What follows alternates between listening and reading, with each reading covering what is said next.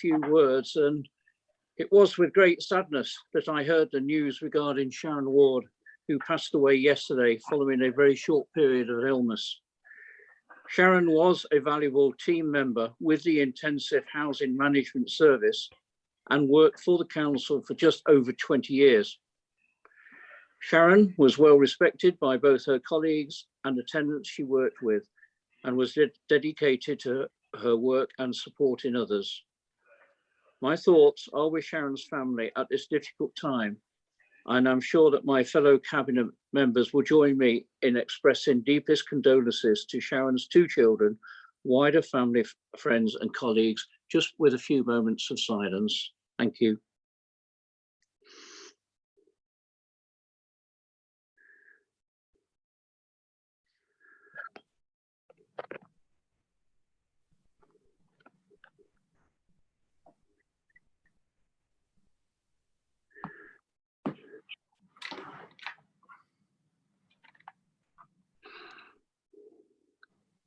Thank you, everyone.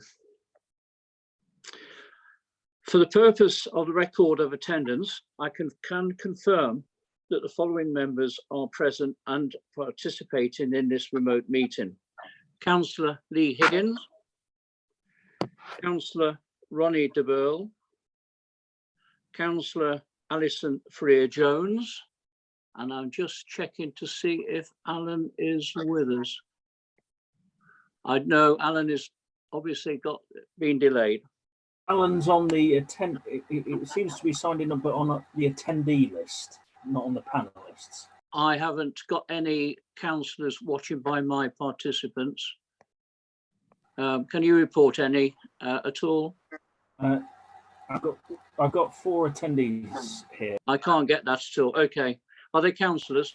Yes, Councillor Margaret Glancy, Councillor Chris Evans, and Alan Pearson, who's just popped up. So it's just popped up. Welcome, Alan, wherever you are.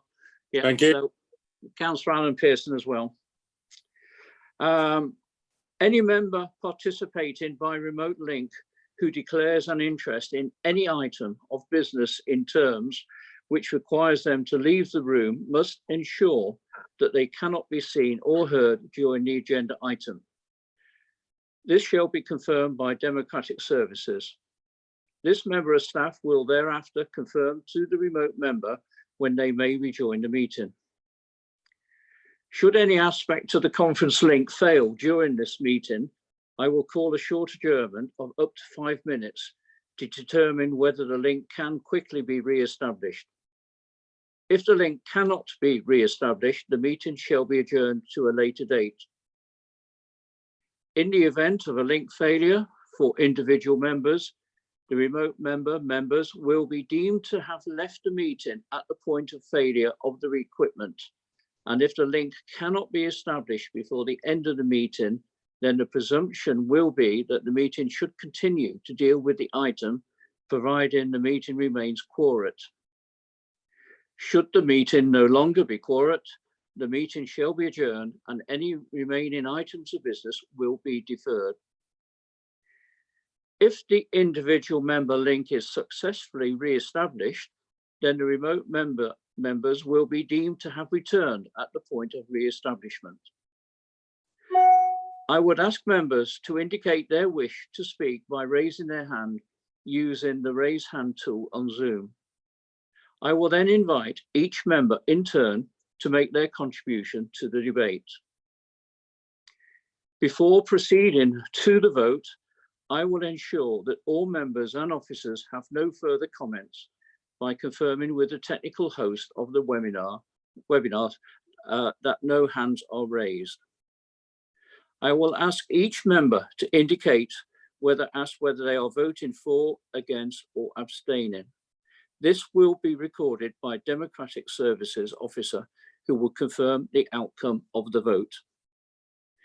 Any member who has been absent for the debate on a particular item due to the link failure must abstain from the vote on that item. Thank you very much. Apologies for absence. I don't believe we have any.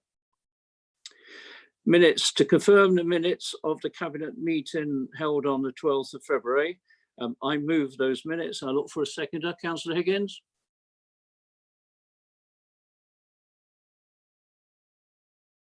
Yeah. Yes, I'm happy to second. Yeah. Yeah, seconded by Councillor Higgins. There has been no items for consideration from the Scrutiny Committee. So we move on to the meat of the Cabinet paper, which is the very first paper, agenda item 5, Council response to COVID-19. And I hand over to the Chief Executive, Ed de Coverley, to summarise the report. Thank you. Thank you, Leader. And before I begin, can I also acknowledge, in the way you did, Sharon Ward's untimely passing, and associate myself with your comments and mark of respect. Everyone at the Council was deeply shocked and saddened to hear of the terrible news, and obviously I pass on my personal condolences to her family, friends and colleagues. In introducing this report, it's worth just confirming that the Council stands shoulder to shoulder with the government in relation to the public health messages that are so pertinent at the moment. So we are doing all we can to promote the stay home, stay safe messages. And this meeting is an example of our attempt to do our business differently as a consequence of those messages. Naturally, our thoughts also turn to those who've been most directly affected by this crisis, and for those who are suffering the illness themselves, or who have lost loved ones through it. We also continue to show our sincere and heartfelt solidarity with those who are leading the fight against this virus, and obviously are routinely paying our respects and gratitude to the NHS, the carers and other key workers who are making such valiant efforts to overcome it. With all that said, if I can turn to the specifics of the Council's own response, which is set out in the report before you today, it's certainly been a very intense few weeks, as I'm sure you can imagine. And what our report does is seek to capture the highlights of those efforts. I'd like to acknowledge a number of officers and colleagues throughout this briefing, just because it's been a significant team effort. Firstly, to acknowledge Jim Worley's efforts in ensuring that we had good preparations as we entered this crisis through the business continuity work that has been done in advance. We have been monitoring the situation closely since January, but stepped up our full major incident structures from the 13th of March. We are monitoring all our critical services on a daily basis, and Appendix 1 of the report sets these out, and we're providing regular briefings and have regular contact with yourselves as Cabinet and our wider members. We are well linked into, across multiple officers, into the Local Resilience Forum partnership and multi-agency structures, which are seeking to coordinate activities across the various partners and organisations, and to comply with the stay home, stay safe government guidance. The vast majority of our workforce are now working from home. About 75% of our workforce are working from home. And because of our flexible working practices, the vast majority, if not all, are effective in delivering services to our community through those work from home policies. And where colleagues are working still from their normal place of work to provide critical care and critical services, we've made sure we have appropriate risk assessments and PPE in place to support them. We have quite a number of colleagues as well who are redeployed across the organisation, moving from non-priority work as of today into priority functions. And again, great credit for them for the flexibility and adaptability they've shown. The vast majority of our services are still operational, and we've only stopped relatively few numbers of services. So things that we've had to close, for example, like our leisure centres and our community centres. We are still undertaking repairs on our council homes, but are only prioritising those which are emergency at the moment, and have obviously adapted the way in which we're handling our landlords' health and safety and compliance functions in response to the current crisis and in line with the guidance as set out by the regulator. Apart from bulky waste collections, the vast majority, or in fact all our waste collection services, are fully operational. Our playgrounds are closed, but our parks are open to enable members of the public to undertake their daily exercise obviously with due regard to the social distancing guidance. Our car parks are currently free to support NHS workers and those providing support and critical care to vulnerable people. We've also sought to maintain our democratic functions during this time, and obviously this meeting is an example of that. And I was delighted to observe the first remote planning committee meeting just a couple of weeks ago on the 9th of April, which went very well. And we're also making preparations for our annual meeting, which will take place in mid-May. And I'm very grateful for the work that Del Wiley and Natasha Taylor have done and the team have done in making these things possible. In terms of providing direct support to those most affected by this crisis, we've been doing a number of things both to support businesses and to support our community. And the work the team have done has been nothing short of phenomenal in the context of providing support to our communities. So far, up to this point, we've delivered nearly 500 food parcels to people in need, and also 100 prescriptions to the most vulnerable. We've had a fantastic partnership with the local community groups and volunteers, including Melton Learning Hub, Community Action Melton, and Melton Vineyard. And again, I wanted just to acknowledge the contribution from a number of colleagues who've led and championed this entire effort. So Aisha Rahman, Albert Wilson, and Keith Aubrey in leading this area, are now also supported by our new director, Andrew Cotton, who joined us recently, and undoubtedly is having a slightly unconventional induction period, should we say. The other thing I would just like to draw attention to is that it is Keith's time is with us is due to finish fairly soon, and he has served 30 years service with us. So I would just like to acknowledge that time for the Deputy Chief Exec and his contribution during that 30 years, and what better legacy for him to leave us with than the work that's been undertaken over the last few weeks, which is a full embodiment of the people-centered approach that he's championed throughout his career. In terms of business support, we've paid 535 businesses up to this point, a total of £6.6 million, processing 91% of the applications that have been received to date. We are still pushing to identify the remaining 400 businesses that we wish to, or we believe are eligible. And again, if I can acknowledge the terrific work of Lee Byrne, Nick Sack, and Martin Bowen for leading an effort with their teams. In terms of communications, we've wanted to make sure that we maintain regular communication with our residents and our businesses. Sarah Jane O'Connor and the team have been doing sterling work to keep pushing important messages out and linking residents to key information streams. And we've also issued letters to all our tenants and to all our residents as well, just setting out what it is we're doing in terms of supporting this situation. Nikki Oliver and the customer services team have also done a fantastic job on the front line of receiving all the demands and the hundreds of demands and phone calls and emails that have come into the team. And they've shown great care, professionalism and efficiency in handling those. So great credit to them.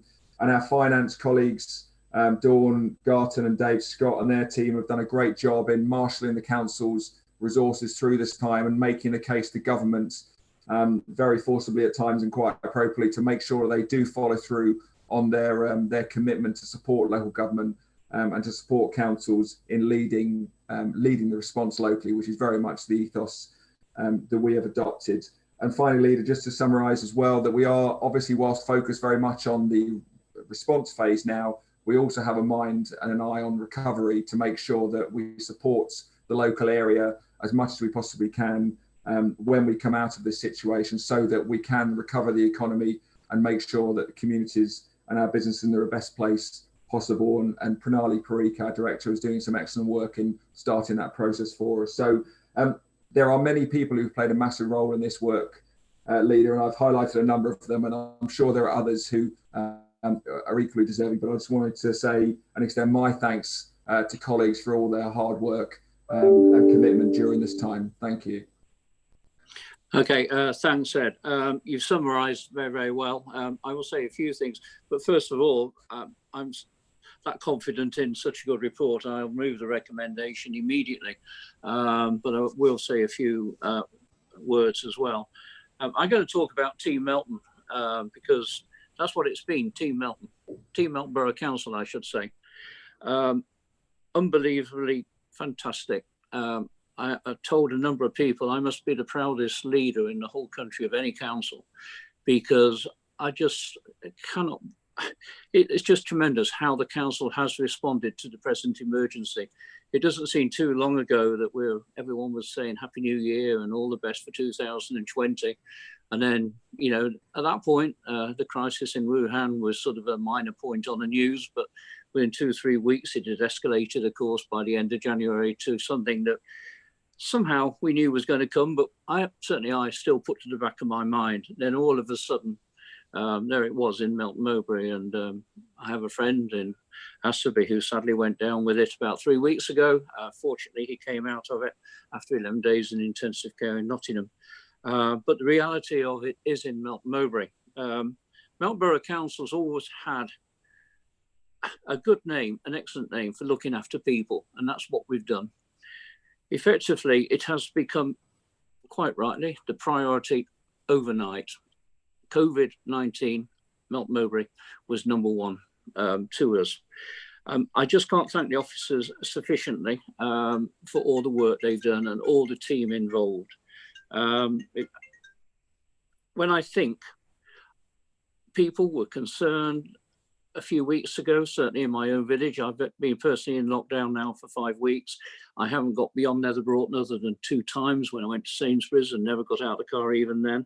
But the people I've spoken to locally when I go on my walk, they are very, very appreciative of the support the community hub has given to the folk of Nether Broughton and Old Dalby, helping those volunteers set up their own organisations to fetch prescriptions, etc.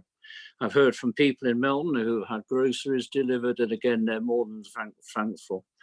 That goes on, but the community hub is tremendous. It was one of the first in the country, mentioned by the LGA, and so that goes to show the mark that Melton reached at that point in time. The hard copy letter, Councillor Cumbers is always talking about the hard to reach people who don't access the internet. And I'm told it's around 15% of the population. How accurate that is, I'm not sure. But the hard copy letter did go out to all postal addresses. It certainly has been received. And I can guarantee you it's gone down very, very well. I've had one lady actually say she's pinned it on the fridge door or on the back door, I'm not sure. So she's got the references to hand, and she was over the moon with that. Ed, you mentioned the Biffa guys. Certainly in Old Dalby, everyone sees those guys as stars. And last Saturday, when we had our collection, I walked around the village and there was odd boxes of chocolates on top of the bins and letters and cards. So it goes to show the value that people have with Melton Borough Council looking after people. The car parks, that has gone down well. Of course, first of all, it was NHS staff allowed to go there free of charge, but that has been expanded. That is also a significant cost to this council, which will have to be looked at some point. But overall, a very, very strong report. I can't say congratulations enough to Team Melton Borough Council. It's just so unbelievable. And like I say, I'm the proudest leader in the whole country. Like I say, I have proposed the recommendation at 2-1. I do look for a seconder. Deputy Ronnie? Second that, Joe, and support everything you said. And Ed, of course, as well. Did you get that? Yep, I've got it. Okay. Yep. Anybody of the members want to speak? Councillor Orson, we've got Councillor Higgins indicating that he wants to speak. Okay. Yeah, thank you for that, Lee. And yeah, it is a good report. I'm going to also thank the officers as well, so I echo everything that you say. I've put this either on social media or what I've said to parish councils or other stakeholders, and I genuinely do believe this is borne out in how people are seeing the council and local government. We've still got a long way to go. We've still got a lot still to do, as you know, from our numerous conversations we probably have daily as well. And I know Ronnie's always looking out on the finances as well, which will probably be raised later.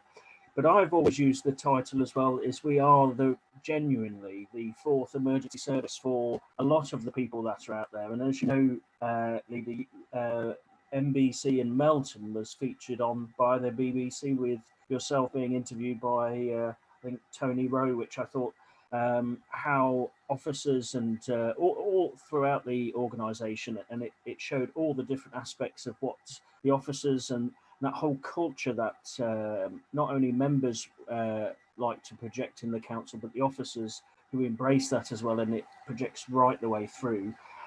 Just to touch on, and I don't want to go too much into detail because it's a very detailed report, but obviously we've got people who are listening in.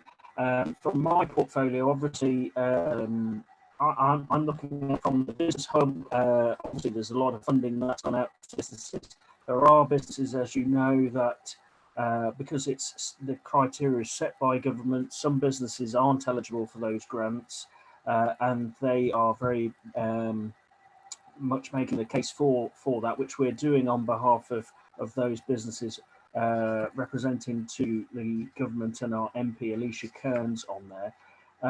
Equally is the amount of costs that the council have endured on that, and that's probably because everything that we've done over the last several years has managed to build up that whole balance, as you have said since your leadership started.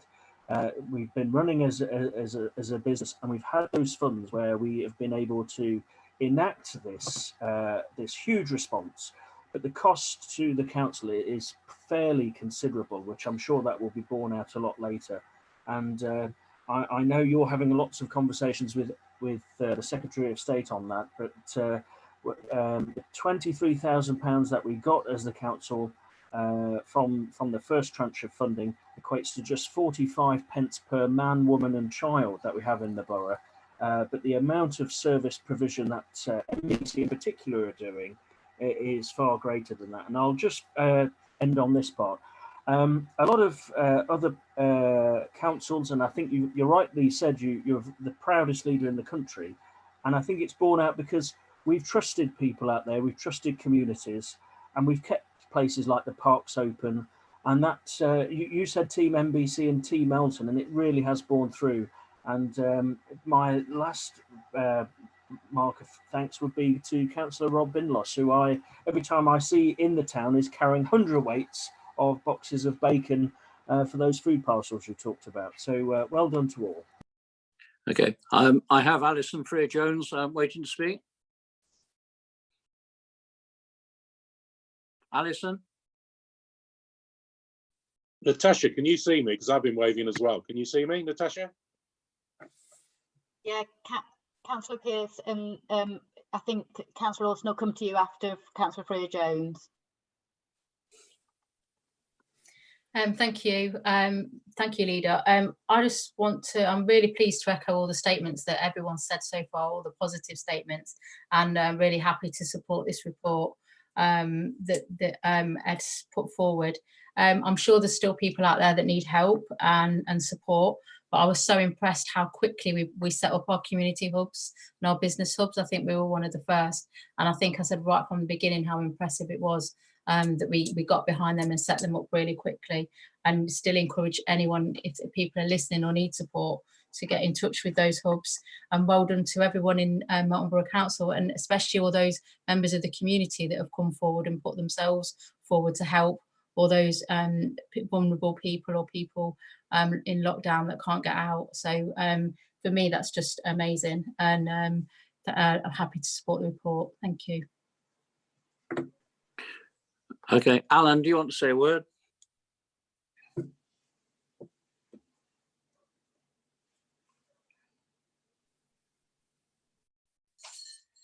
Can you hear me now? Yeah, got you now. Yeah. Just Ed, there was a press, I think it was a press release regarding the business situation. It didn't read quite right. Have you seen it that we sent out? It's a bit confusing. It kind of read that 91 of all the businesses, but and took further down, the headlines weren't correct. maybe it's changed or I read it wrong, but I wasn't too sure. Okay. Yeah, through you, Leader, I can respond to that. Yeah, the accurate figure that was conveyed is that 91% of eligible businesses who have applied have had their funding processed. There was some of that nuance was removed from the original headline, but our communications team did speak to the Melton Times, and I believe they have reclarified that now within their online piece, and also for their article that we printed on Thursday. Okay. The second thing is, which I'm going to watch your faces on this one. Leicestershire County Council have been through their own award system. Somebody's nominated them for a Community Action Hero Award. And have you seen that? What they're doing, Joe? Yeah, carry on. And I'm sure that Melton Borough Council,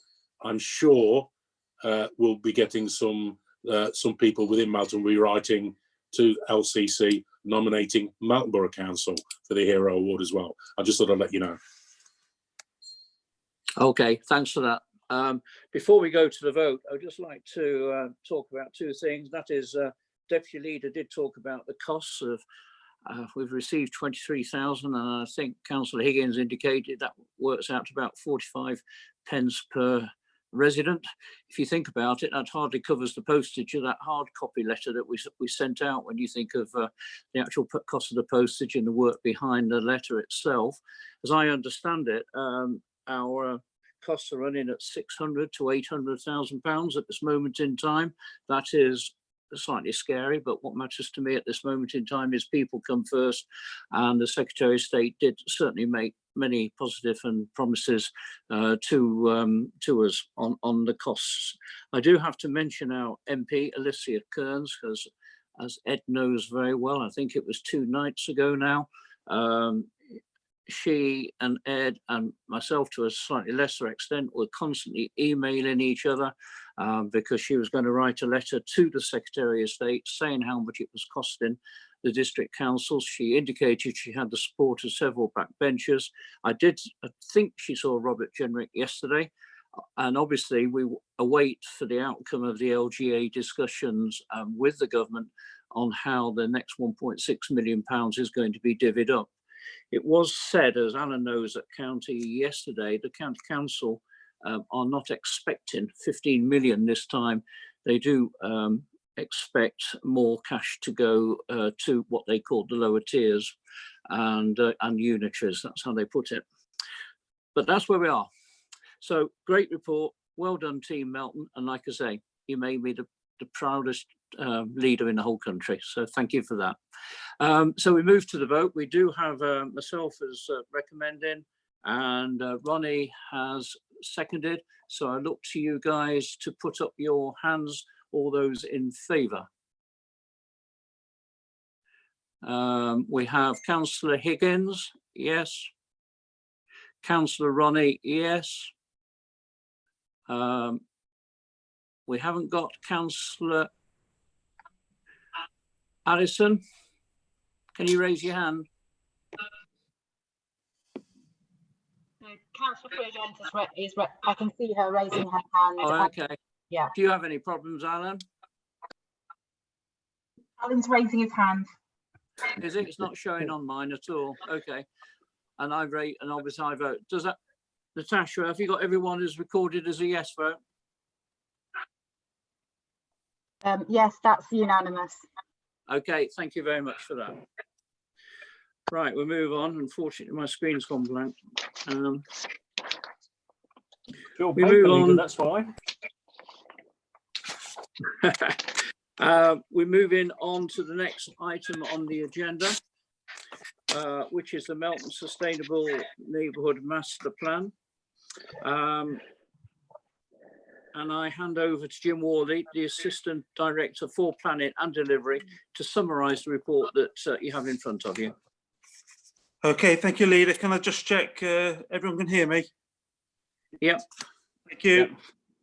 Okay, so the purpose of this report is to reinvigorate really our efforts on the Melton South Sustainable Neighbourhood Master Plan, and the report outlines why we need to do that, and indeed why it needs to be done at something of a pace.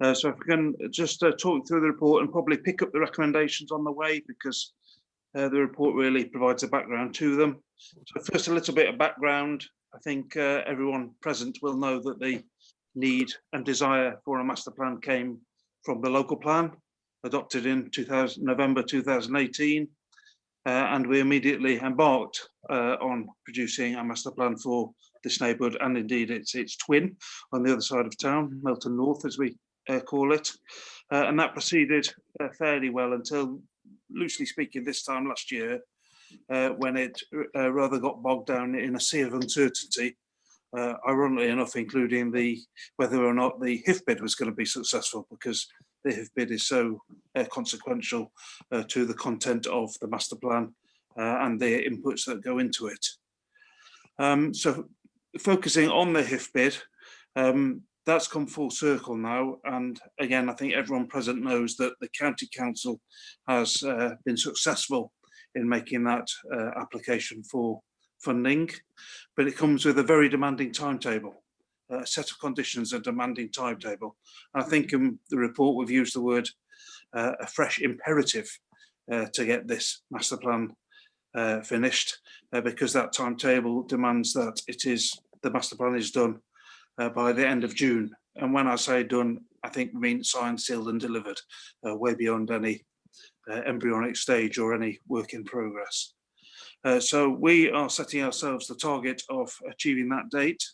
The reality is that it has to be much sooner than that, certainly from an officer perspective and indeed from Cabinet's perspective. You'll see at paragraph 5.5, we set ourselves a challenging timetable, and that culminates in coming back to Cabinet in the middle of June, thereby meeting that 3-month deadline. The other date that I would draw out of the report that's very important is that the County Council are required to advise Homes England, which is where the HIF grant comes from, of their intention whether to accept it or not by the 31st of May. So we're very keen that we show at the very least very good progress by that date. In fact, the programme means that we should have something to show and share, something of substance to show and share by that date. That all said, just because it's urgent doesn't make the challenges any smaller. So picking up on the content of paragraph recommendation 2.3, there's a reminder there that we'll need to engage with all partners to crack all of the issues. The key partners, not exhaustive, but the key partners in this are the County Council themselves, because they are the Educational Authority and the Highway Authority, which are two of the main planks of the infrastructure in a neighbourhood of this size. And of course, the developers. And I think we're quite fortunate in this case that there's only 2 main developers rather than a vast myriad, which would have in different situations. Even if you compare it to the north, it's a lot easier with 2 than the 6 or 7 up there. In order to do this, we need to contract consultants immediately. And because of the immediacy, we have had to utilise the provisions in the procedural rules to allow us to run with those that we were working with at this time last year.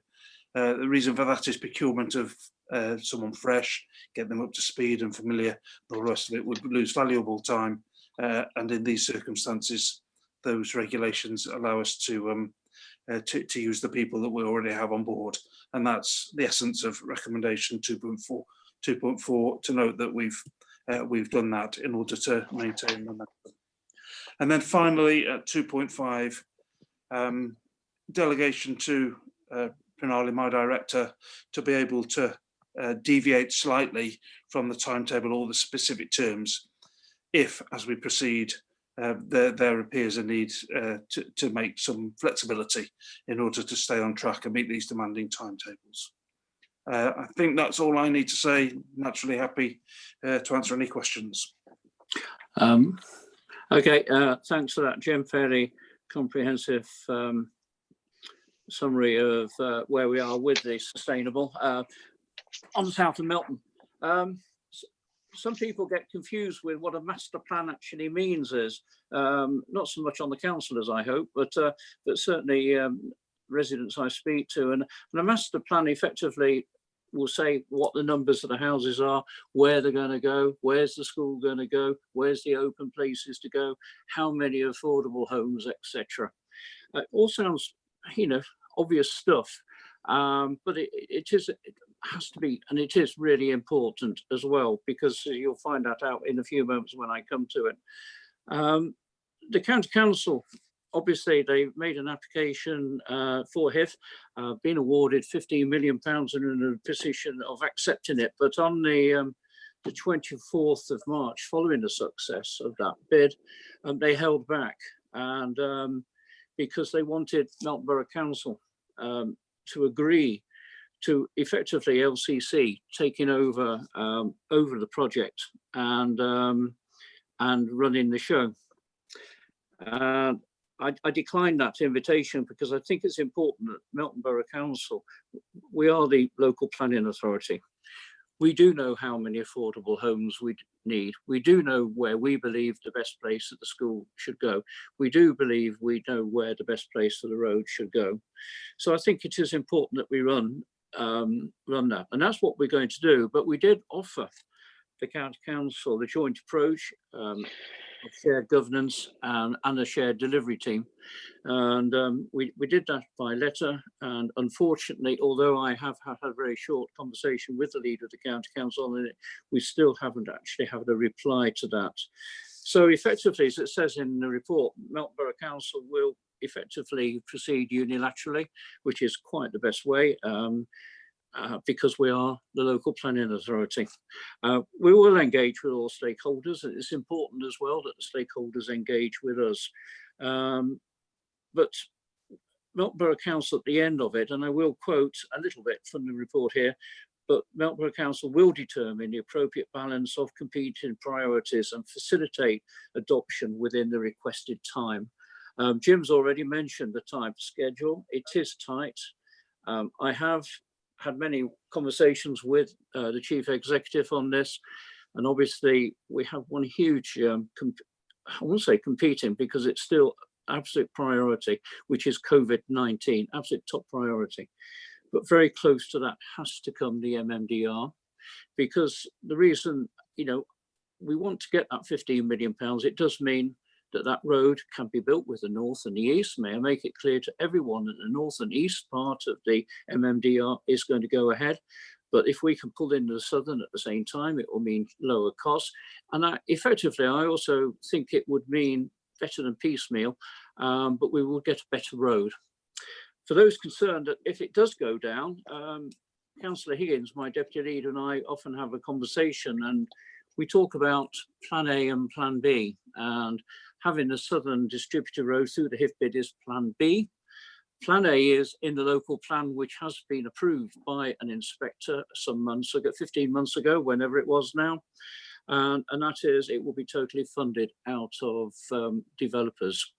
But don't get me wrong, we want the HIF bid so we can get on and proceed as quick as possible. So that's where I'm very happy to move the recommendations at 2.1, 2.2, 2.3, 2.4, 2.5. I do look for a seconder, and at this moment in time. Councillor Higgins has raised his hand, as has Ronnie de Boyle. Okay, so we have a seconder. Councillor Higgins, would you like to say a few words? And just as you came to me there, I'll happily second this. It's a really important juncture. Can you, Councillor Higgins, can you just, it sounds like you're a goldfish in a bowl at the moment to me, at my end anyway. It might be my internet's the problem. Can you just speak up a bit, please? So I was struggling to hear you, leader, but Ronnie, can you hear me at all clearly? Or that's better, a bit better. I can hear you clearly, but I've got my new little bits in, you see, so that do help. Okay, right, okay. I'm happy to repeat anything should it go out. we're at an important juncture of the local plan phase, and in terms of the HIF funding and the Southern Bypass, it was Melton Borough Council has certainly supported the County Council and the Highways Authority in its ambition to succeed in that HIF bid. And as you said earlier, I'm delighted that it was successful in that. That all said, there are some important infrastructure requirements of the master plan, and that also includes the south part of Melton. Now, without trying to compete the north and the south part of Melton, but a lot of the infrastructure, so that you've got the country park, a lot of it features heavily in the north. You've got John Fernley, that's also in the north as well. When King Edward closed in the south, that has been something that's had this drag effect, I think, on the community in the south, and a large swathe of that land has been inaccessible for people to use ever since then. We have also invested in the leisure centre, which is unfortunately tied up with this COVID-19 part of it. But equally, and I just want to talk about some things which, as you said, Leader, which is crucial, important to the Melton economy, and especially since the Centre of Progressive Policy came out with its report, putting Melton in the top 5 of impacted economies. If Melton does not build the housing for young people and the next generation of the workforce, the Melton economy and its gross value added will literally collapse, because we do need to have housing for our next generation. We need housing for the next generation who will have children and their children to go to the education centres that we have here in Melton. Recently is also committing to investing in on its sites as well. But the World Economic Forum has ranked UK infrastructure as 24th in the world, and since Boris Johnson's government came to power in December 2019, all they have gone on about is levelling up and the investment that is in the UK infrastructure. And the Melton South part is a huge part of that infrastructure for the Melton economy.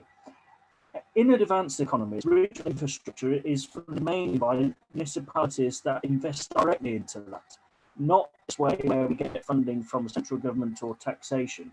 And now we have that money, I think it's incumbent on all stakeholders to make sure that we deliver this over the line. And it's not just a road, it's not just a school and a road, it's not also the second GP surgery that we're trying to deliver. It is places and place shaping as well. So those homes, and as Councillor Cumbers has called for is a green space and green infrastructure in the south, where people from the south and the rural south can go to there, and then probably have some green areas and play areas where they can relax and have some informal leisure time, which would be very much appreciated at this moment in time.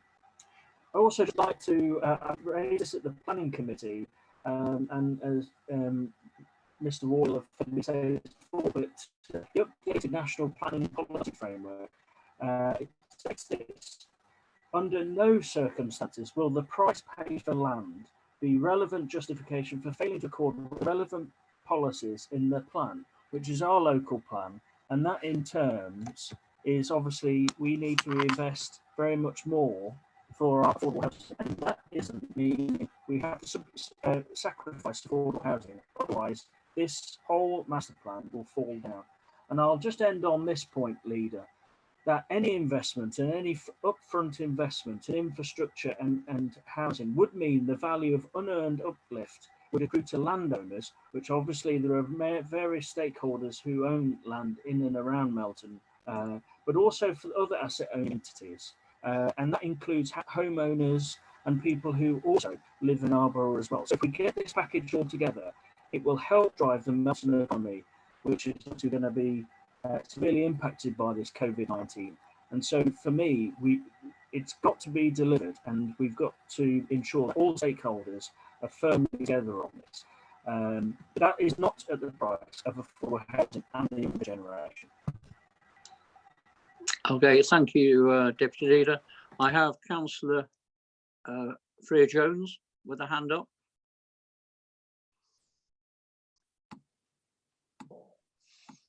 Thank you, Leader. I just wanted to say that I'm happy to support this paper, and I'm happy to support it, and also add the fact that as a council, we've done, when we've completed this master plan, we've done everything we possibly can as a council to ensure that we get the funding and we've got what we need to put this road in the south prior to the developments going there.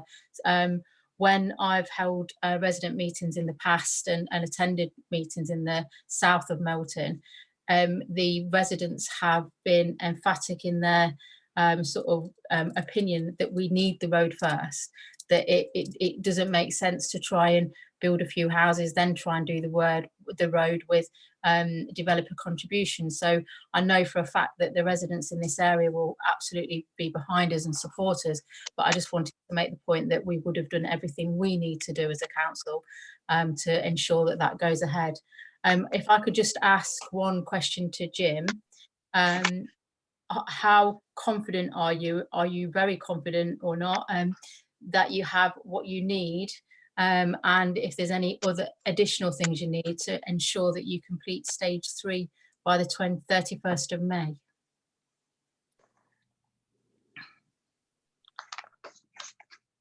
Shall I answer now, Leader? Or yes, please. Sorry. Yeah, we're all set up and good to go. And indeed, you'll see in the timetable at paragraph 5.5 that what we call the first step is already in the past, because we've taken some steps on that. We've had some very encouraging meetings with the chosen consultant, briefed them so much as they needed, because as I mentioned, they're already familiar with what we're doing and the issues that it brings, going through the gears and ready to go. And or today, for example, been working on correspondence to key stakeholders to inform them of tonight's decision, assuming it goes the way of the recommendation, and get them moving, working with us. Thank you, Jim. Ronnie, Councillor de Burl.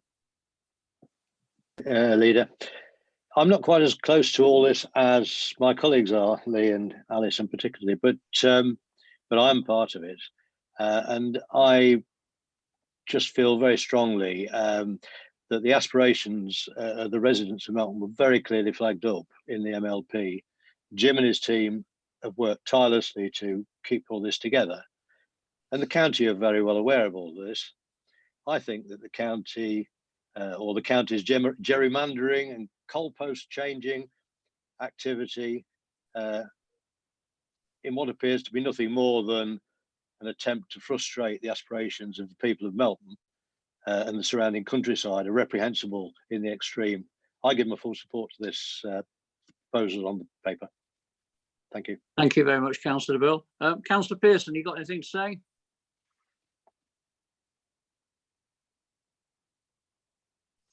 Yeah, okay, I've got it. Yeah, yep. Just excellent. I support. I think it's been a challenge. I'd just like to thank yourself and Lee and Ed, because it's been a difficult job dealing with the LCC.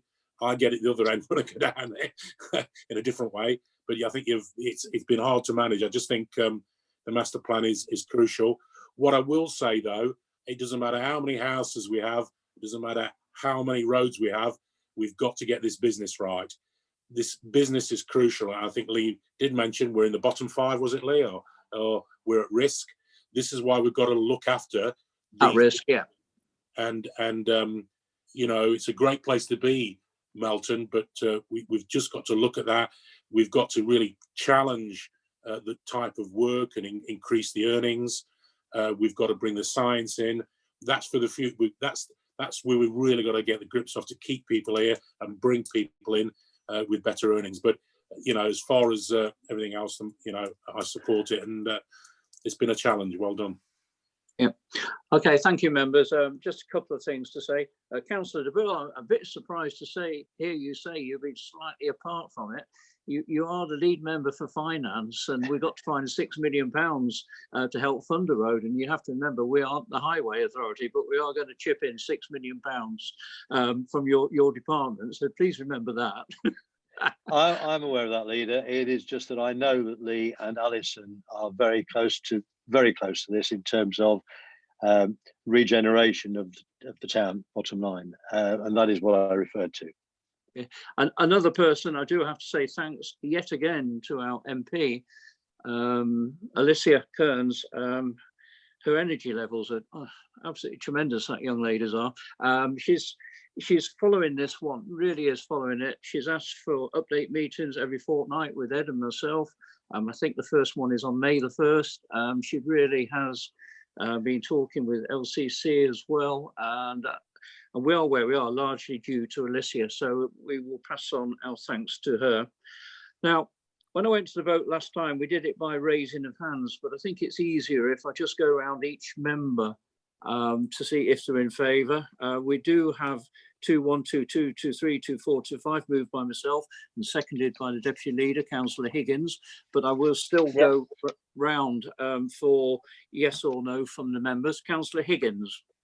Yes, can you hear me? Because I'm just using my phone. Yeah, that's fine. Yep. Councillor Freer-Jones. Yes, I'm in favour. Councillor Pearson. Yes, I'm in favour. And Councillor de Bill. Yes, in favour. And I'm in favour too, and Natasha. Unanimous. So all in favour. So unanimous. Thank you. Thank you very much, members.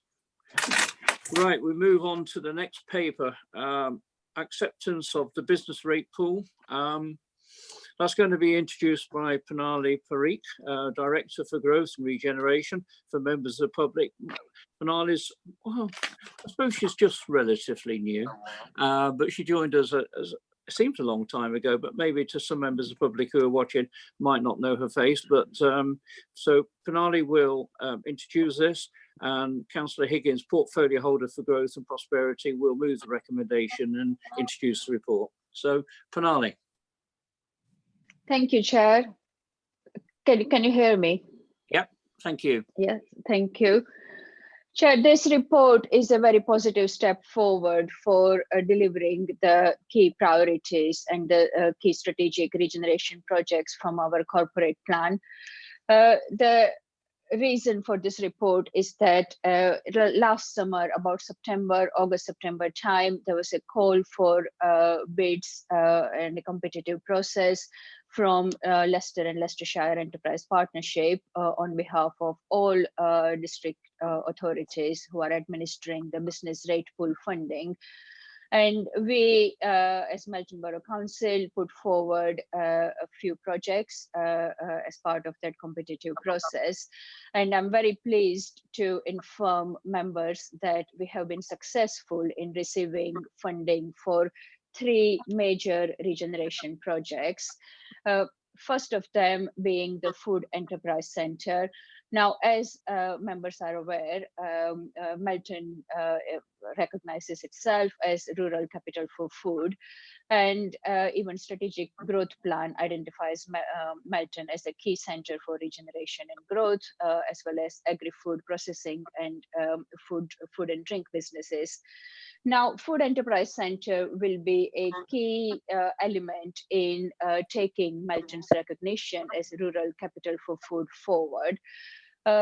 This project we have been working on over the last year through the funding received from various sources. And we also worked with University of Nottingham and their food innovation expertise to prepare the concept and feasibility for the Enterprise Centre. The funding received through the business rate pool funding, which is 100,000 in revenue fund, which will be matched by 50,000 from Council's Regeneration Reserve and 50,000 of officers' staff time. So this 200,000 of funding put together through these 3 different pots will be used to take the work already done to the next stage in preparing a detailed business case, as well as to fund some of the earlier initial revenue costs in setting up the centre and business support. And this comes at a very right time, in the sense that the COVID-19 crisis, where we know that our food production and food processing businesses are being affected, this business support provided by the center could be very positive step forward for them.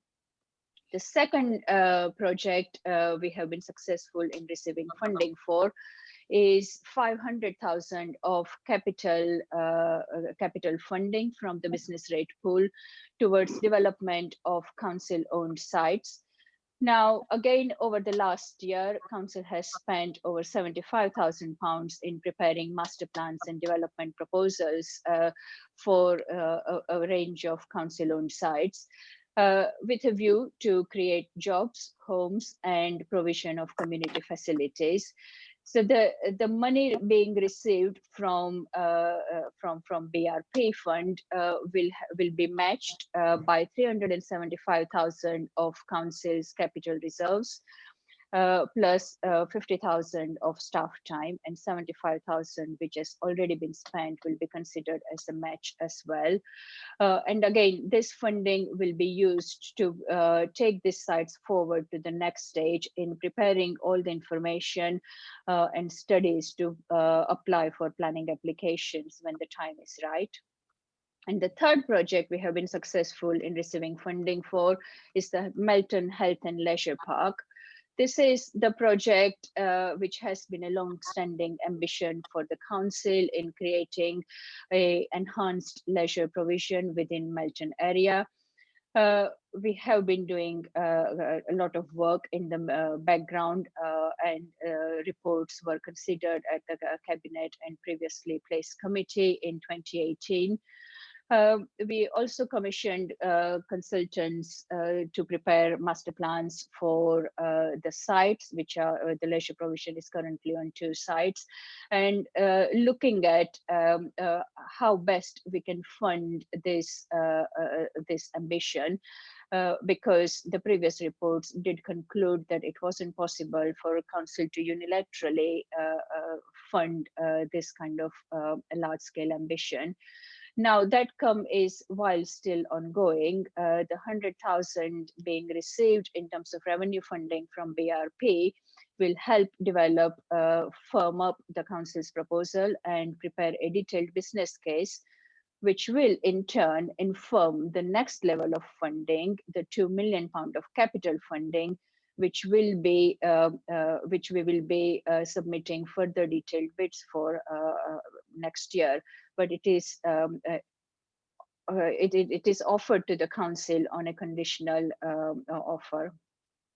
So these are the 3 key projects, as I mentioned. The total funding being offered is 200,000 of revenue funding and 500,000 of capital money for development of council-owned sites, and plus £2 million of provisional capital funding, subject to using the revenue funding to prepare the detailed business cases.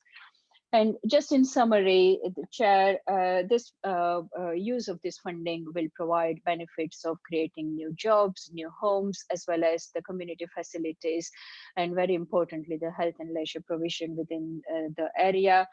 It amplifies our efforts that we have invested in developing this project so far. And while we were going to work on these projects with our own investment anyway, the funding being received will accelerate the delivery and bring forward the delivery of these projects. Thank you. Thank you, Pranali. Councillor Higgins. Yeah, I'll keep it relatively short because I thought Pranali was very detailed there. And if there are any questions, either myself or Pranali will be happy to take those. So I'll move the recommendations and I'll look for a seconder. Just to add on to what Pranali was saying, I think obviously with the COVID-19, it's been very much of a theme of today's meeting. But at the end of the day, we will get over this, and we've got to look forward to in some way going forward with how we're going to shape the economy This has been work that's been going on for some time, especially with the Food Enterprise Centre, the development of our own sites, and including the Health and Leisure Park. Just talking on the Food Enterprise Centre, I think food security and food design is certainly coming as a major feature into the British palette of eating and dining, and not only just going out, but what people are cooking at home. And you're seeing it right now. A lot of people are learning to cook again, and people having kind of cook parties on Zoom and Microsoft Teams as well. But food enterprise, I think, is a key asset which Melton can take some credit for moving forward with its rural capital of food theme. I'll go on to the Health and Leisure Park, which, as I said in the previous paper, we've obviously invested in the King Edward site. Master planning in the north and the south. Will certainly, we want to do some place shaping as well, and we've also got a huge and a fantastic asset at the Melton Country Park. And obviously, to look into that from this revenue will allow us then to hopefully secure further funds, as Pranali said, about £2 million, to boost the leisure and health well-being of the community. And then I think one is the jewel in the crown of this paper is the development of the council-owned sites. As I said earlier, in terms of the infrastructure investment in Melton, it'll be asset owners that will hugely benefit from infrastructure investment, because the value of their own assets, including land assets, will only increase with a healthy economy that's around it. And I think I've shared with members on the cabinet and wider members of the council some of the interesting options we may have on those sites, but before I could come back and Pranali and the team could come back with any options, what we can do, we do need to explore what sites can realistically achieve either new housing for either social or market housing, or whether we need to move any other kind of infrastructure, maybe some health provision, leisure and health provision, which we've talked about previously, or even probably rejigging an entire place. And one I will mention, which is not nowhere near more than just an idea at the moment, is having a look at on Welton Road and the car parking around there. And as I said earlier, there's obviously Brooksby Melton, are another stakeholder in that, and what can we achieve there? And also our cattle market, which is a huge asset which we can look to realise, and potentially either decamp particular residents or moving them to new, more efficient housing, which is better suited to their lifestyles and their and using technology to help people in there, and then obviously looking at land values and what we can extract from that for the community. Thank you, Leader.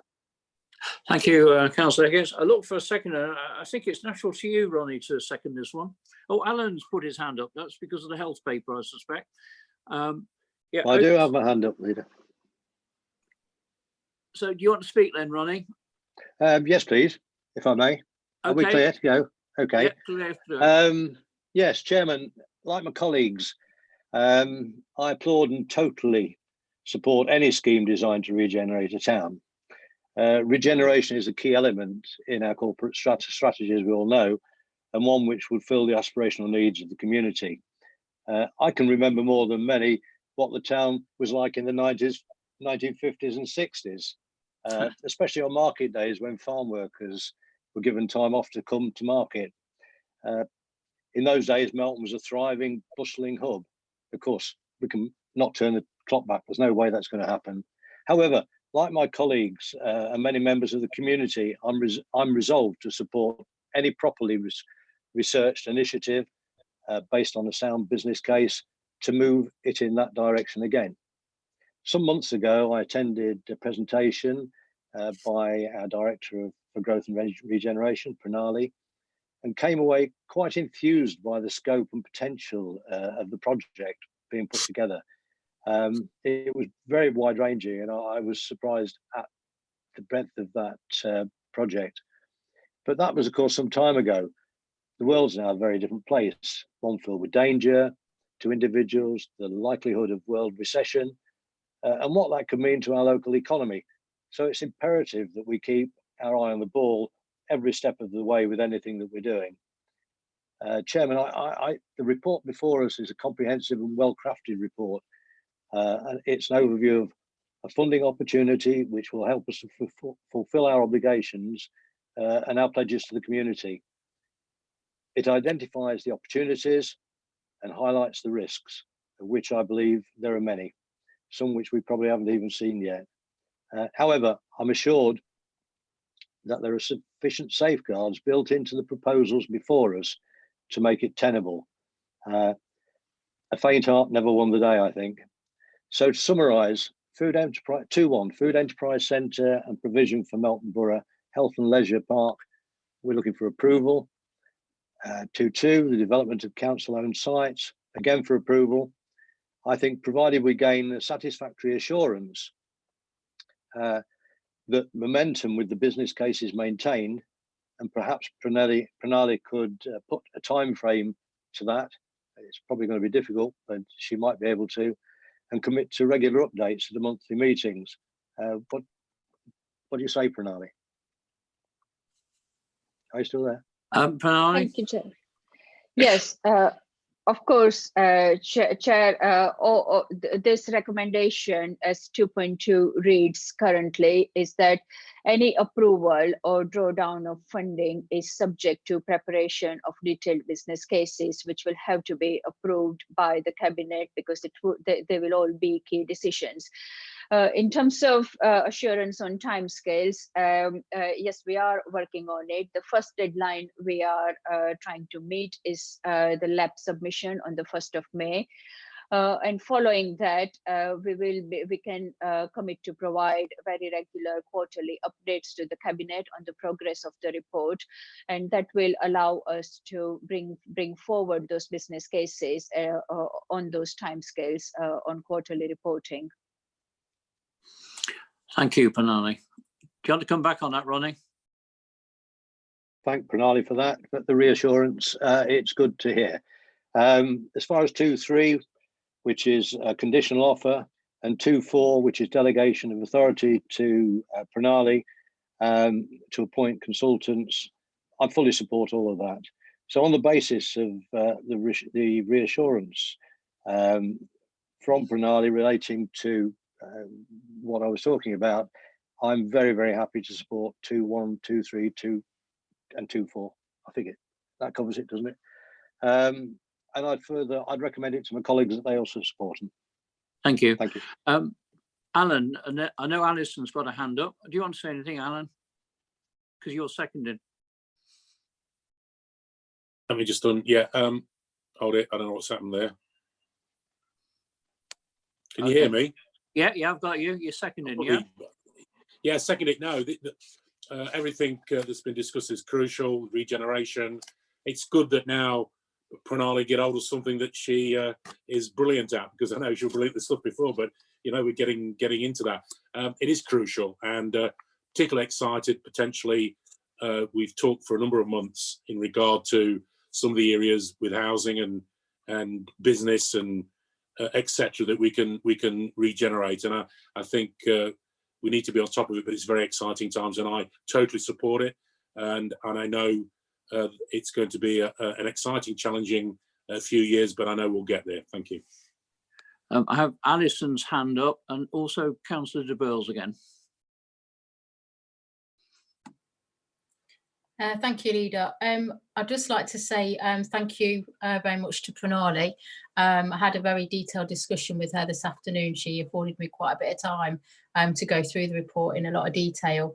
And I was reassured that the funding won't be spent until we've been presented with an in-depth business case, a business plan. So that was really important, especially in these times that we're also, as a council, even though we've got our main priority of COVID, that we're looking forward to all aspects, the business side of it, health, and also development of Melton, it's the borough itself. So I was really reassured.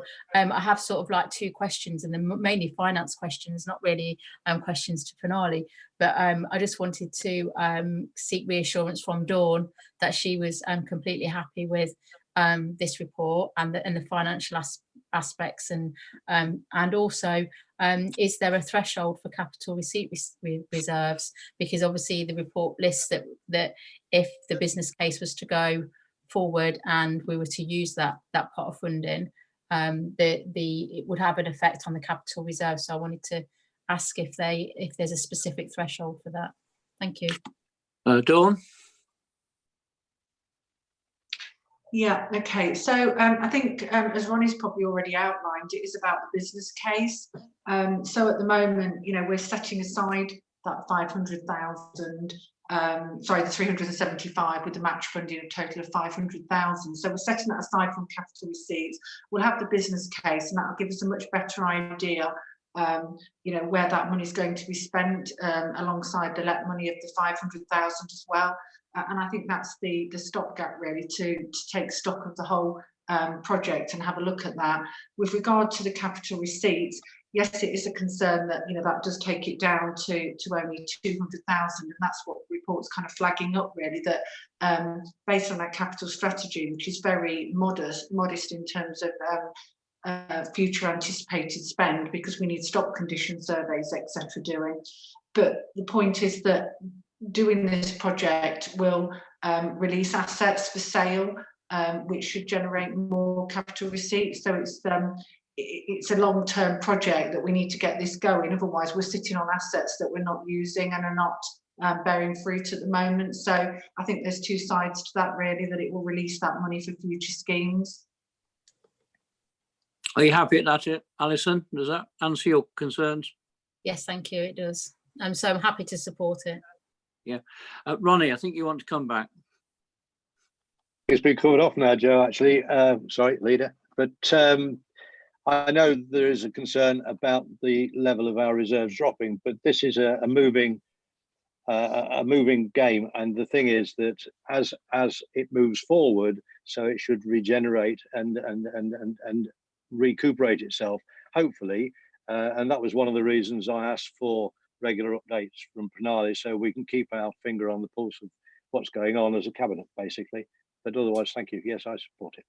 Yeah, I'll just say a few words. It's great that you're going to get regular updates, Councillor de Bill. That's because this is a tremendously exciting paper, but it's the sort of paper that never hardly ever gets mentioned in the community because it's all about money and things like that. But when you look at it, the recommendations that you just taken us through, Councillor de Bill, £100,000. This is us, remember, not there's other cash on top. Food Enterprise Centre, more for the Melton Borough Health and Leisure Park. Looking at developing council lands. It's just wonderful stuff all the way through, isn't it? And Pranali, congratulate you and your team for pulling this paper together. Thank you very much. Cabinet members, we do have a proposer in Councillor Higgins, who has moved 21AB. It's moved 22, 23, 24 as well. Councillor Pearson has seconded. I'll start with myself. I'm in favour. Councillor Higgins? Yes, in favour. Councillor Jones, Freya Jones. Yes, I'm in favour, thank you. Councillor de Burl. I think that's in favour. It's gone very quiet though. Councillor de Burl. I'm just going to see if I can get his audio back. For some reason we can't hear him. Just bear with me for a moment. Okay.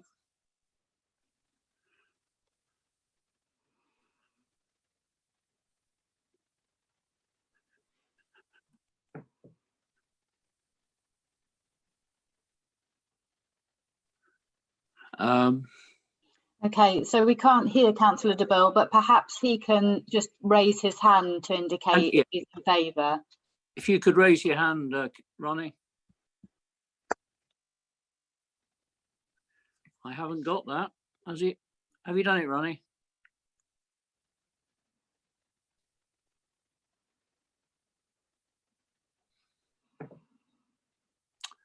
I think we have a problem in the link. Yeah, I think we've lost the audio completely. Just bear with it. Oh, I think it might be just about to come back. No, I think we've lost the audio completely for Councillor de Burgh. I looked to the Chief Executive. This is a difficult one, isn't it? We can't get an indication electronically from Councillor de Burgh. We can't hear him. Most of us can, well, we can all see him. I don't know whether the member of public with us can see him or not.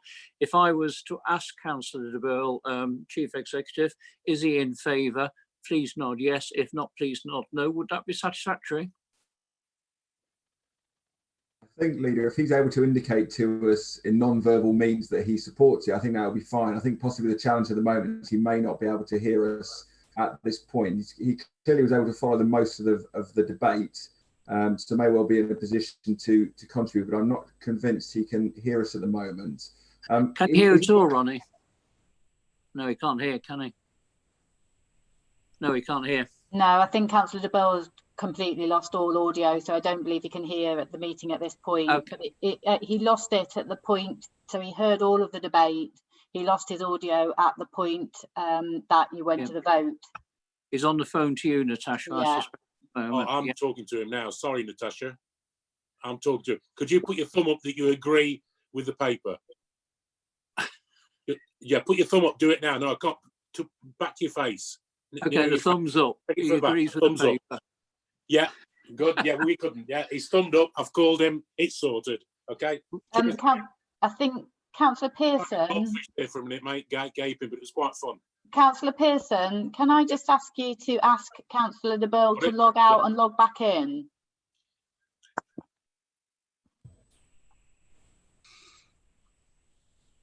Leader, I would suggest then that would indicate a positive affirmation. I think so. You're happy with us as Chief Executive? Well, I look and check with my Democratic Services officers and monitoring officer, but I think that's satisfactory in the context of a positive affirmation for the vote, given that he was engaged in the debate and I believe heard the vast majority, if not all of it. It was only at the vote that we lost the connection. I believe is it still to Councillor Pearson to confirm his support? Yes, we do need to hear. Councillor Pearson, are you in favour? Yes. Councillor Pearson? Yeah, yes, he is. So that's a unanimous vote. Thank you very much, members. And we look forward. Do you want me to wait a few moments to see if Councillor de Burgh can get back to us, Natasha? Yes, so he can be included. I believe he's logging out and logging back in again to see if we can get the audio. So if we can just adjourn for perhaps just a couple of minutes while we wait for him to do that. Okay. To all people participating in. I can hear you again now, Joe. Oh, you okay? That's brilliant, Ronnie. We were just going to adjourn for you to come back to us. It's very kind of you. Well, we do need you for this one. Yeah, it's your paper. Yes, I know. When technology fails, it's frustrating. Okay, so we move on to, I believe it's the last paper, the write-off of irrecoverable debts. But I will confirm it's my intention for this session to remain in public. But I do ask members to refrain from referencing the information that's contained in the exempt appendices on item 8. Now, should members indicate that detailed discussion with regard to the exempt appendices is required, I will ask the Cabinet to resolve to move the meeting into a private session and the public and press will be excluded. So are members clear on that before we go start on paper item 8? Okay, thank you very much. Andrew, over to you to summarise the report. Thank you, Leader. You can hear me okay? Yeah, very well. Yeah, great, thank you. So yes, this is a report seeking Cabinet approval for the write-off of irrecoverable debts. The report gives the policy framework, which is the corporate debt policy, and its intention to maximise income to serve and secure the Council's financial future, but of course balancing that against recognising that where recovery action is unlikely to succeed, For example, inability to trace a debtor or where a business has gone into liquidation. In those circumstances, write-off may be appropriate. And a report on write-offs is submitted on a quarterly basis as part of financial good practice. In relation to the cases, as you've indicated, Leader, the debts are specified in the exempt appendices, but details of the totals are given in the table at section 5.4 of the report. And officers can confirm that the policy has been followed in the cases presented and recovery actions have been exhausted. In summary, Leader, the officer recommendation is for Cabinet to note the actions taken and to approve the write-off of the debt shown in appendices 1 and 2. Thank you very much, Andrew. Ronnie, you're the portfolio holder for Corporate Finance Resources. If you could move the recommendation, please. Yes, Chairman, I'm happy to move the recommendation. Actually, this is a relatively small amount compared to some of the amounts we've had to deal with. We are a public body, a provider of services, and regrettably, there are circumstances where it is necessary for us to write off debts. It's an unavoidable fact of the way we work, I'm afraid, unlike a private industry. There are limits to what we can do, as Andrew said. We try to pursue them. Our new debt and income generation policy gives us a far better structure. It's only just been introduced, but officers do try in every circumstance. I am absolutely assured to follow up on these debts. I have no issue recommending our acceptance of this write-off. Thank you. Okay, members. I'm happy. It. So, and you're proposing, fine, thank you. Yeah. So you're moving the recommendation at 2122. That is correct, Leader. Yeah, and I'll second that recommendation. It's a straightforward paper. I have no wish to delve into appendix on paper 8. Does anyone else have anything to say? If not, I will go round asking for those in favour. I'm in favour. Sorry, Councillor Orson. Councillor Higgins has his hand raised. Oh, I missed that. Councillor Higgins. No, that's okay. And it's just an ever so quick one, maybe to either Dawn or Pranali. As in the paper, I won't mention the exempt paper, but obviously we've got one which is business rate, £3,128. But as I understand, it's a business that's in liquidation, and I'll leave that there. But obviously for rateable businesses, some of them are due a business grant, and I was wondering whether that's that's obviously been factored into this. Does that grant then not get paid because they're in liquidation, or is it then become an asset of the business and then there is an element of recoverability? It's just a quick question, that's all. But I'm happy to back the recommendation, Leader. So Pranali. Leader, as far as I'm aware, the grants from the COVID crisis response from the government is not related to any conditions of the debt recovery or any other information. So I'm not sure there is a direct connection to that. But Dawn, can you expand on that? Dawn. Yeah, I think without looking up at the guidance, the business has to have been in operation at a certain point, potentially I think the beginning of March, but I'd have to double check the date, so that if they're not in operation, then they're not eligible for the grant anyway. And in terms of the grant as well, we wouldn't get that money unless we actually physically pay that out. So I think we could check the dates, but if they're in liquidation and we're bringing this for write-off, I doubt they were in operation on the 1st of March still. Yeah, I think it's the 11th of March. If it is not in liquidation on 11th of March, then they don't get the grant.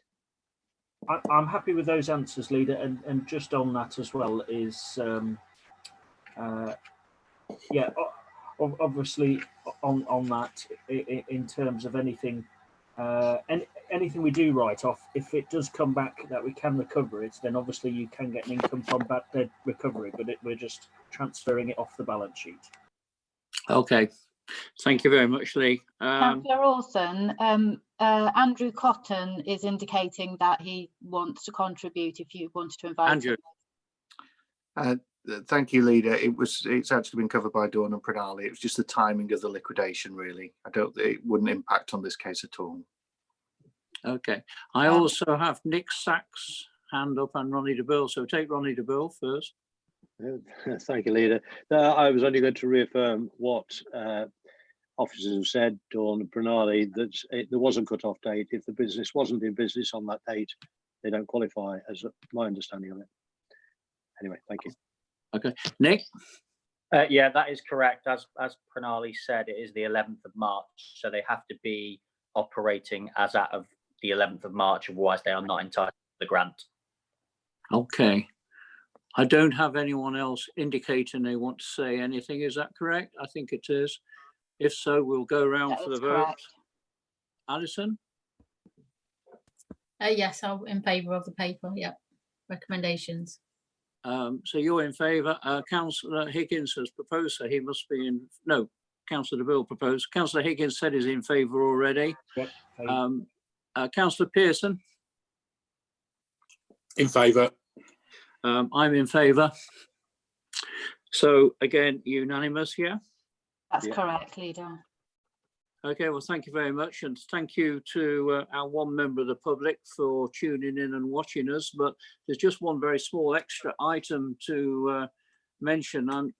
As Ed indicated right at the start, it's Keith's very last cabinet meeting. Keith's going bright red now, look. So wondered what he was going to say. When I first joined the authority as a member, it's 2003, and I was told that if you chop Keith's arm off, it'd be like a stick of Blackpool rocket, have NBC round there. And here he is, come to his last meeting. Keith, apparently you've been with us over 30 years now, just over. It's hard to believe, isn't it, really? And you joined Melton Borough Council on the 5th of March, 1990 as Deputy Borough Treasurer. So would that be to John Flower then, Keith? That would have been to John Flower, Joe, yes. Yeah, so you ever see him at all now? I've not seen him for a while, but he was going to come along, I think, to the leaving session that I was going to have, but obviously that's all been cancelled. Yeah. So it is quite a bizarre end to a sort of 44-year local government career. So well, certainly I'd love to see John again. Prior to this, you held previous service at the County Council, which I didn't know, from July 76 to December 84, and Nuneaton and Bexworth Borough Council from January 85 to March 1990. March 97, you were appointed as Assistant Chief Executive, and then appointed as Corporate Director in August 2003. That was a few months after I first joined the council.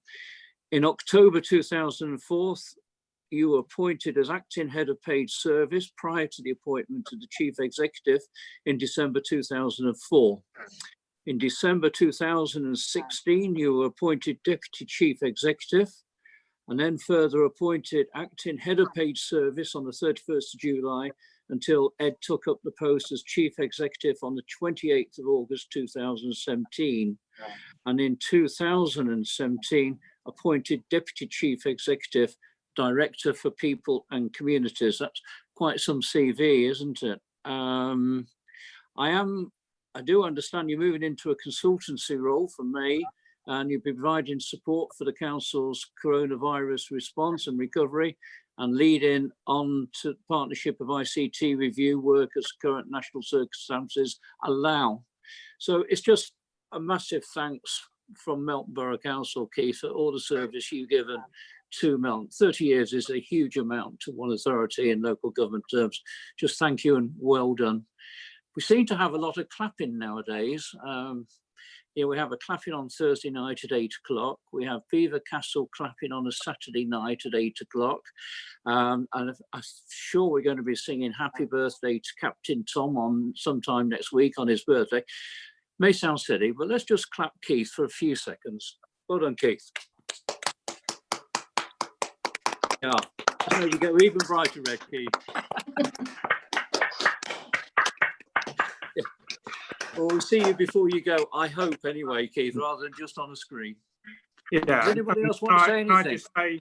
Can I just say, Leader, that it's been a privilege to serve Melton Borough Council over all these years, and in some strange way, I do feel that some of the things that I've tried to push over the years have been tested significantly in the last few weeks, and I think that some of the transformation and the change that we've seen over the years has stood us in good stead as an organisation, not only to sort of provide the sort of services we have to the community, but also how we've ran as an organisation. I think that we're one of the most advanced in terms of being able to work from home, and I think certainly the number of or the amount of change that we've gone through over the years, particularly since the fire, is equipped us well. So, but I'd just like to say thank you to all the members and to Melton Borough Council for what has been a really enjoyable time. So thank you.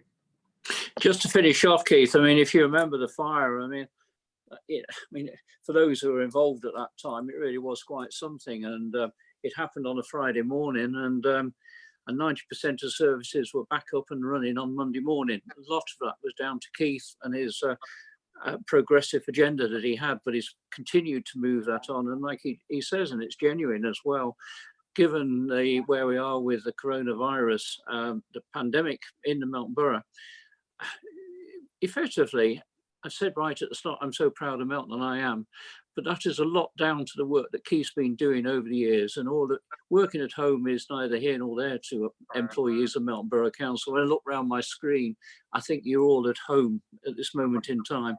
That's unthinkable, really. Apart from me. Oh, are you in the office, are you?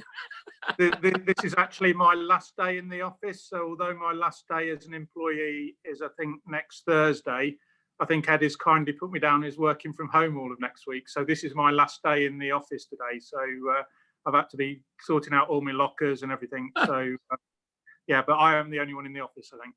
So when you walk out the office, there's no one to say goodbye? No, but the staff have been good today. That when they found out it was the last day in the office, they treated me to some sort of ploughman's lunch, which was set up in the council chamber about 20 feet from everybody. So I sat there on my own eating a ploughman's lunch in the council chamber. So yeah. Well, I'm hoping we're going to see you in August in Old Alby, Keith. So make sure you got that date still. I have, yeah. Excellent. So, but hopefully we'll see you before that. But anyway, members, thank you, Keith. Has anyone else got anything to say to Keith? I'm sure Alison has. She's got that look about her. Yeah, I'd love to say something to Keith.